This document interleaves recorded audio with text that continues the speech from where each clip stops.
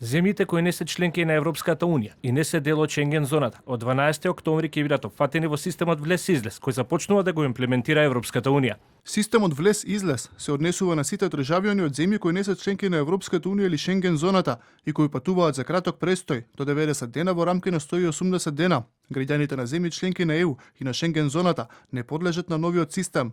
Системот ќе биде активен на сите надворешни гранични премини на 29 земји, меѓу кои Грција, Бугарија, Австрија, Германија, Франција, Италија, Шпанија, Шведска, како Исланд, Норвешка, Швајцарија и Лихтенштаин. При првото патување по воведување на системот, патниците ќе поминат низ целосен процес на регистрација, кој вклучува фотографирање, скенирање на отпечатоци од прсти и внесување на податоци од пасошот.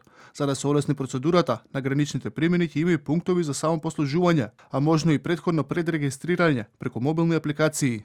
Во периодот од октомври 2025 до април 2026 година, системот ќе се воведува по фази. Тоа значи дека дел од патниците се уште ќе добиваат печати во пасошите, додека постепено сите гранични премини не премина на целосна дигитализација на евиденцијата.